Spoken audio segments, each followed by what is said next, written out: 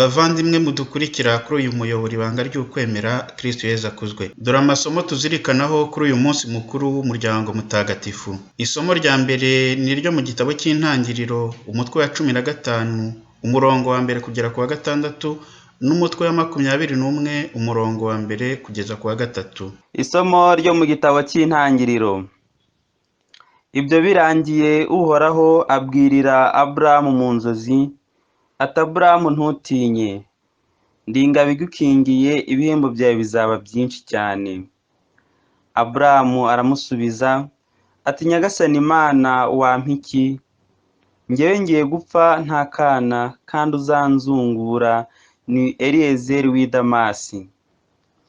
Ati dore nta rubyaro wampaye, none ngiye kuzungurwa n'umwe mu bagaragu banjye. Uhoraho niko kumubwira ati ntabwo ari uzakuzungura, ahubwo uzazungurwa n'uzaturuka mu maraso yawe. Nuko Uhoraho amujyana hanze aramubwira ati ubura amaso urebe hejuru, maze ubare inyenyeri niba ushobora kuzibara. Nuko aramubwira ati dore ni kuriya urubyaro rwawe ruzangana. Aburamu yemera Uhoraho, bituma amubonamo ubutungane. Uhoraho agenderera Sara nk'uko yari yarabivuze, amugenzereza uko yari yaramubwiye. Sara asama inda, abyarira umusaza Aburahamu umwana w'umuhungu ku gihe Imana yari yavuze. Aburahamu yita umuhungu we Izaki, uwo Sara yari yamubyariye. Iryo ni ijambo ry'Imana. Zaburi ni Zaburi y'105, mu dukubo 104. Aleluya! Nimushimire Uhoraho, mwambaze izina rye, nimurate ibigwi bye mu yandi mahanga, nimumuririmbire, mumucurangire, nimuzirikane ibitangaza yakoze, nimwishimire izina rye ritagatifu, muhimbarwe mwebwe abashakashaka Uhoraho. Nimugarukire Uhoraho nyir'ububasha, mushakashaka uruhanga rw'ubudahwema. Nimwiyibutse ibikorwa bye bihebuje, ibitangazo yakoze n'amatangazo yivugiye, mwebwe nkomoko ya Aburahamu umugaragu we, bahungu ba Yakobo abatoni be. Ahora yibuka ibyo yasezeranye bidasubirwaho, ijambo yarahiriye amasekuruza 1000, rya sezerano yagiranye na Aburahamu, akarisubiriramo Izaki mu ndahiro. Aleluya! Isomo rya kabiri ni ryo mu ibaruwa yandikiwe Abahebureyi, umutwe wa 11, umurongo wa 8, n'umurongo wa 11 kugeza ku wa 12, ndetse n'umurongo wa 17 kugeza ku wa 19. Isomo ryo mu ibaruwa yandikiwe Abahebureyi. Bavandimwe, ukwemera kwatumye Aburahamu yumvira Imana, agenda agana igihugu yari agiye guhabwaho umurage, kandi agenda atazi iyo ajya. Ukwemera kwatumye na Sara wari ugeze mu zabukuru ahabwa ubushobozi bwo gusama inda, kuko yari yizeye ubudahemuka bw'uwabagiriye amasezerano. Ni nayo mpamvu umuntu umwe ndetse wari wegereje urupfu yakomotsweho n'imbaga ingana n'inyenyeri zo mu kirere, kandi itabarika nk'umusenyi wo ku nkombe y'inyanja. Ukwemera kwatumye mu gihe cy'igeragezwa Aburahamu atura Izaki w'igitambo, atura umwana we w'ikinege, kandi yari yarahawe amasezerano abwirwa ati Izaki niwe uzaguhesha urubyaro ruzakwitirirwa. Yiyemezaga ko Imana ishobora no kuzura uwapfuye, bituma asubizwa umwana we, biba n'amarenga y'ibizaza. Iryo ni ijambo ry'Imana. Ivanjiri ntagatifu nuko yanditswe na Mutagatifu Luka, umutwe wa 2, umurongo wa 22 kugeza ku wa 40. Amagambo yo mu Ivanjiri ntagatifu uko yanditswe na Luka. Umunsi w'isukurwa ryabo wategetswe na Musa uragera, nuko ababyeyi ba Yezu bamujyana i Yerusalemu kumutura Nyagasani, nk'uko byanditswe mu itegeko rya Nyagasani, ngo umuhungu wese w'imfura azaba intore y'umwihariko wa Nyagasani. Bari bajyanywe kandi no gutura igitambo cy'intunguro 2 cyangwa inuma 2 bakurikije itegeko rya Nyagasani. Icyo gihe i Yerusalemu hari umuntu witwaga Simewoni. Yari intungane kandi yubaha Imana. Yari ategereje ihumure rya Isirayeli, kandi Roho Mutagatifu yari amurimo. Byongeye, Roho Mutagatifu yari yaramuhishuriye ko atazapfa atabonye Kristo wa Nyagasani. Nuko Simewoni aza mu ngoro y'Imana abibwirijwe na Roho Mutagatifu. Igihe ababyeyi b'umwana Yezu bamuzanye ngo bamurangirizeho ibyategetswe, nawe amwakira mu biganza bye, ashimira Imana avuga ati, Nyagasani, noneho sezerera umugaragu wawe mu mahoro nk'uko wabivuze, kuko amaso yanjye yabonye agakiza kawe wageneye imiryango yose. Niwe rumuri ruboneshereza amahanga, akaba n'ikuzo ry'umuryango wawe Isirayeli. Se na nyina batangazwaga n'ibyo bamuvugagaho. Nuko Simewoni arabashima, maze abwira Mariya nyina wa Yezu ati, dore uyu nguyu yashyiriweho kubera benshi muri Isirayeli impamvu yo korama cyangwa gukira, azaba n'ikimenyetso bazagiriraho impaka. Nawe kandi inkota izakwahuranya umutima, bityo ibitekerezo biri mu mitima ya benshi bigaragare. Hakaba n'umuhanuzikazi Ana, umukobwa wa Fanuweli wo mu muryango wa Azeri. Yari ageze mu zabukuru. Nyuma y'ubusigi bwe, yamaranye n'umugabo w'imyaka 7, hanyuma aba umupfakazi kugeza mu kigero cy'imyaka 84. Ntiyavaga mu ngoro, agakorera Imana umunsi n'ijoro, asiba kurya kandi asenga. Nuko uwo mwanya nawe arahagoboka, atangira gusingiza Imana no gutekerereza iby'uwo mwana bari bategereje gukira kwa Yerusalemu. Bamaze gutunganya ibyategetswe na Nyagasani, basubira mu Galileya mu mujyi wa Nazareti. Nuko umwana arakura, arakomera, abyirukana ubwenge, yuzuye ubwitonzi, afite n'ubutoni ku Mana. Iyo ni ivanjiri ntagatifu. Bavandimwe, Kristo Yezu akuzwe. Reka tuzirikane inyigisho ijyanye n'amasomo Kiliziya yaduteguriye kuri iki cyumweru, icyumweru cy'urugo rutagatifu rw'i Nazareti. Imana umuremyi wa byose yemeye gutura mu muryango. Bavandimwe, mukomeze kugira Noheli nziza. Tukiri muri bya birori by'iminsi 8 ya Noheli, tuzirikana mu iyobera ry'urukundo rukomeye rwa Jambo w'Imana wigize umuntu maze akabana natwe. Turahimbaza kuri iki cyumweru umunsi mukuru w'urugo rutagatifu. Ni rwa rugo rwagize amahirwe n'umugisha byo kwakira Imana, rukayirera, rukayikuza, maze ibyo bikaruha kuba rutagatifu koko no kuba urugero rw'ingo z'abakristo b'ibihe byose. Ku munsi nk'uyu, amasomo matagatifu ya liturujia nadufashe kureba ko ingo z'abakristo zibayeho, bitubera impamvu yo kwishimira izibayeho mu buryo buhesha ikuzo wazihanze, ari nako zibutswe inshingano zikomeye zo gukomeza kwamamaza ivanjiri y'urukundo zikoresheje ubuhamya bwazo mu buzima bwa buri munsi. Kuri iki cyumweru dushobora kubona agaciro gakomeye Imana yahaye umuryango, yemera ko umwana wayo awukuriramo, akawakiramo iby'ibanze bituma umuntu akura aba muntu kurushaho. Ni ukuvuga gukura, gukomera, umuntu abyirukana ubwenge, yuzuye ubwitonzi, afite n'ubutoni ku Mana, mbese nka Yezu. Ntitwaba twibeshya tuvuze ko Imana yasanze uruhare rwa Yosefu nk'umugabo, urwa Mariya nk'umugore, n'urwa Yezu nk'umwana ari indatana, ngo tubone ishusho nyayo y'umuryango, cyane cyane muri ibi bihe hari abaharanira kwitwa imiryango, nyamara ubwo bahuje ibitsina, bifuza kubana bahuje ibitsina, umugabo n'umugabo cyangwa se umugore n'umugore. Muri iki gihe umugabo n'umugore bari bamaranye igihe runaka batandukana, maze muri uko gusenya ubwo bumwe bwabo bari barahamagariwe n'Imana umuremyi, bamara gutandukana bakaba abahamya b'uko gutandukana ntacyo bitwaye, mu gihe mu by'ukuri ari igikuba kiba gicitse ku bakristo, dore ko umwe bw'abashakanye ari ikimenyetso cy'umwe bwa Kristo na Kiliziya ye, kandi abo ntibashobora gutana. Muri iki gihe imyumvire iragenda ihindura byinshi, aho imbaraga nyinshi kuri izo ngo ziba zifite ibibazo usanga zishyirwa mu kubereka impamvu zo gutandukana, kundi akubereye umuzigo, kundi ari umutwaro, ko gutandukana nawe aribyo byaguha amahoro. Mu by'ukuri imbaraga nyinshi zakwiye kuba izo gufasha abantu gukomeza kubana, bafashwa gukemura ibyo byose bituma umubano uzamo igitotsi. Ntabwo twakwirengagiza yuko hari ibiba biremereye, ariko nanone ntabwo twabura kuvuga yuko haba igihe usanga nta mbaraga n'ubushake byashyizwemo ngo umuti ushakirwe hamwe.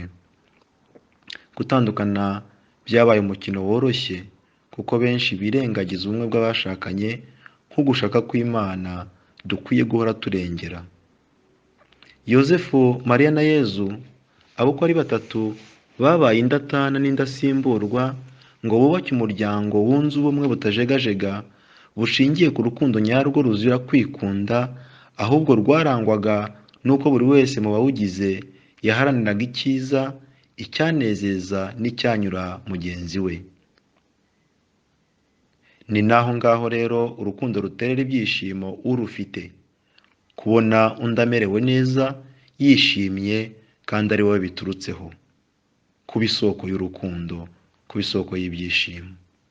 Urwo rukundo rwarangwaga i Nazareti, ni narwo rwatumaga babaho banezerewe. Urwo rukundo nirwo twifuriza ingo z'abakristo. Kuba abo babyeyi bombi, ngo ndavuga Mariya na Yozefu, Imana yarabahaye umwana wayo ari nawe wabo ngo bamurere, ngo bamwiteho, ntibyari bihagije ngo Yezu akure neza. Habayeho kwemera ubwo butorwe n'ubwo butumwa. Byose babikoze neza, babigiriye urukundo rw'Imana. Yozefu na Mariya nk'ababyeyi beza ntibatahiye gusa kubyara nk'uko tubizirikana muri iyi minsi. Ntibatahiye kubonera umwana wabo iby'ibanze, yaba imyambaro, yaba ibiribwa, muri iyi minsi byaba amashuri, nk'uko mu miryango myinshi ari cyo usanga kidushishikaje none. Ivanjiri tuzirikana none irabatwereka bajya gutura umwana wabo Imana. Guhuza umwana n'Imana, guhuza umwana n'uwamuhanze, ntibikwiye kwirengagizwa n'ababyeyi. Iryo ryari itegeko ry'Imana bubahirije, maze Yezu hakiri kare yegurirwa Imana nk'abana bose b'imfura b'abahungu mu gihe cye. Ababyeyi benshi bibuka gutura abana babo Imana, bakabahesha batisimu, bakabarera mu kwemera, bakabaherekeza mu mubano wabo n'Imana, baba bagize neza rwose. Baba bujuje ibyo bemereye Imana mu gihe cyo gushyingirwa. Mu kurera, ababyeyi bakwiye kwibuka ko abana ari ab'Imana mbere y'uko baba babo. Umwana si umwihariko w'ababyeyi, ni impano y'Imana. Kumutura Imana hakiri kare, kumushakashaka yazimiye, kumufasha gukura neza atozwa umurimo, imico myiza, ni urugero rwiza ababyeyi bakwiye kwigira ku rugo rw'i Nazareti. Igitabo cy'Intangiriro kitwereka ababyeyi bazirikana uruhare rw'Imana mu mpano y'ubuzima bw'umwana. Icyo ni igitabo cy'Intangiriro kibitubwira. Muntu abonana na Eva, umugore we. Eva arasama, abyara Kayini, maze aravuga ati nungutse umuntu nkesha Uhoraho. Ibyo ababyeyi bakwiye kubyibuka igihe bibarutse umwana. Nungutse umuntu nkesha Uhoraho. Babyeyi, abo bana Imana yabahaye muri ibi bihe bari kuzimirira muri byinshi. Bakeneye ko muba hafi, muyobowe n'inama Pawulo Mutagatifu agira abakristo b'i Kolosi. Iki ni igihe cyo gushakashaka abana bahugiye mu bibajyana kure y'ubuzima bwiza, bunabategurira ejo hazaza heza. Byose mukwiye kubikorana umutima wuje impuhwe, ubugiraneza, ubwiyoroshye, ituze no kwiyumanganya. Mukirinda gukura umutima abana banyu igihe bakosheje, mukamucyamura mubigiranye izo mpuhwe, ntimubakure umutima. Nimuhumure kandi babyeyi, kuko Imana murerera ari nayo yabahuje mu rukundo, ikabahamagarira kurwakiriramwo abo bana, ikabahamagarira kurubarereramo. Iyo Mana iri kumwe namwe. Yezu Kristo ni urugero rwiza ku barerwa, abakiri bato, abari kubyiruka bitegura kuzagira inshingano ejo hazaza. Nta rundi rugero twabereka usibye rwa Yezu Kristo. Ushaka kuba ingirakamaro mu buzima bw'ejo hazaza no kuzaronka umugisha utagabanyije, akwiye kurangamira Yezu Kristo waranzwe no kumvira ababyeyi be. Mwene Siraki mu nyigisho yuje ubuhanga atuhimbaza nyina aba ameze nk'uwihunikiye byinshi, kandi uwubaha se azaronka ibyishimo mu bana be. Tubisanga mu gitabo cya Mwene Siraki umutwe wa 3 umurongo wa 4 kugeza ku wa 5. Ibihembo abana baronka babikesha kumvira ababyeyi bibabera amizero y'ibyiza bitageruka ejo hazaza. Yezu kuba yarumviye ababyeyi ntibyigeze bigabanya icyubahiro tumufitiye na n'uyu munsi, kuko kumvira atari ikimenyetso cy'intege nke nk'uko bamwe babyibeshyaho. Abana mu mikurire yabo haba ubwo batangira kumva bigize nta wundi bifuza kumva abereka inzira yo kunyuramo, bityo bagatangira gutera umugongo inama bagirwa n'ababakuriye. Icyo gihe ntigitangaje abantu benshi bakinyuramo. Ariko nanone ni byiza ko mu murimo wo kurera ukorerwa muri kiliziya y'ibanze, bwo ndavuga mu rugo, ababyeyi bakwiye kumurikira abana babo bifashishije ijambo ry'Imana, ari nako babibutsa ko urugero rwo kuba umwana nyawe nta handi twarusanga atari muri Yezu Kristo ubwe. Nyir'ubutungane Papa Francisco mu nyandiko yageneye urubyiruko Christus Vivit, Yezu ni muzima, niwe wibutsa urubyiruko kwemera kurangamira Yezu no kumwigana, kuko ari udutoza ukumvira kwatugeza ku mahirwe arambye, dore ko kohoka ku bigirwamana bya none by'amafaranga, by'igitsina, by'inyota y'icyubahiro, bijyanye n'uruhurirane rw'imitekerereze ya none, ngo ndavuga za ideoloji zitandukanye, ibyo bidafasha abarerwa na gato kuba muntu ushyitse. Kwemera gufashwa n'ababyeyi, kububaha, kubabonamo ab'Imana yanyuzeho ikugabira ubuzima ni ngombwa cyane. Yezu ntiyigeze ashidikanya ku neza y'Imana Data yigaragarizaga mu buzima bwe binyuze ku babyeyi Imana yamuhaye, Mariya ndetse na Yozefu.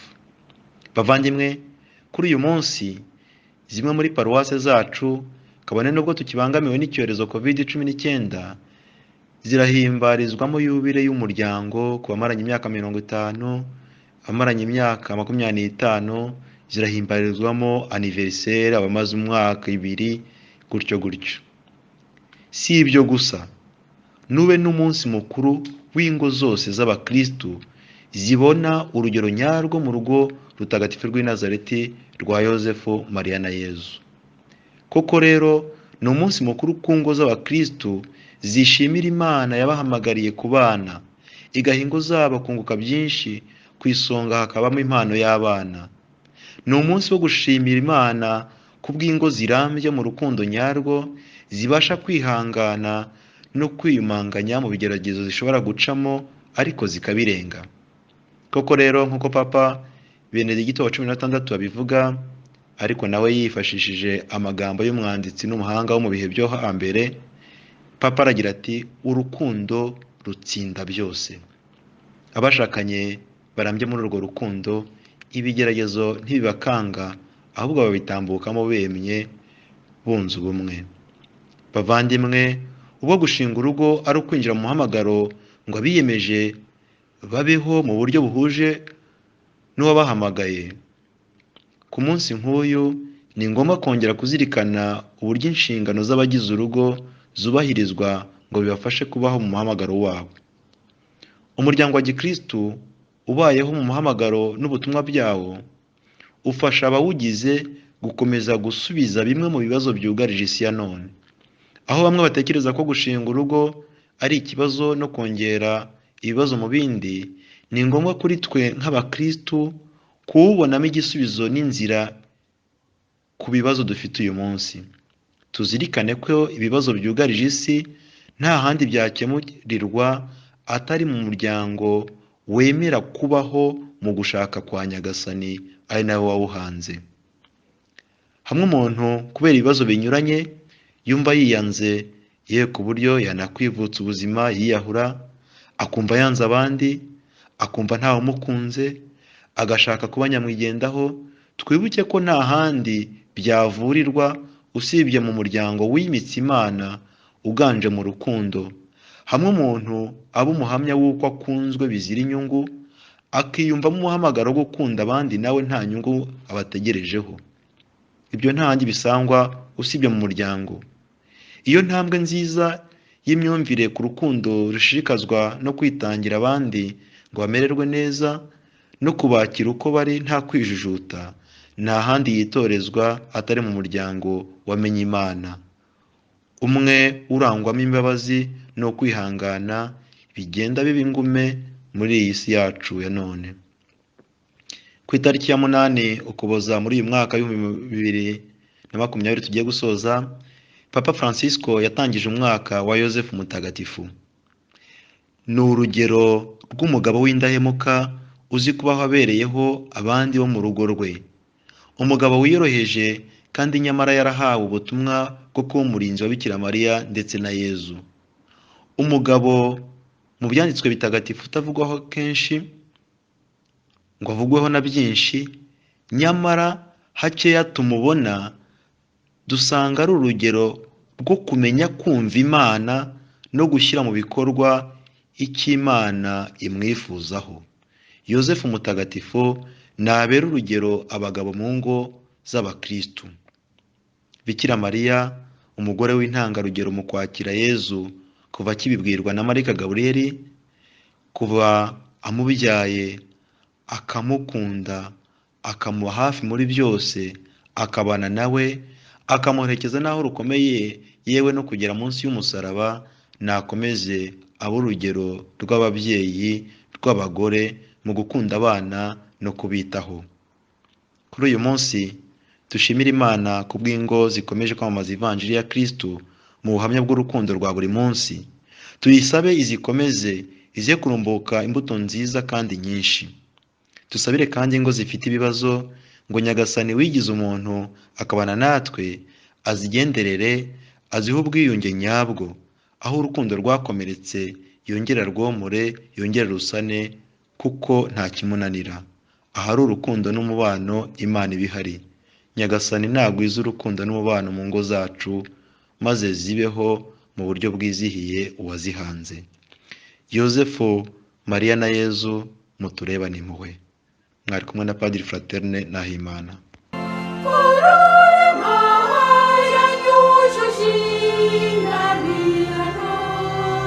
Mutima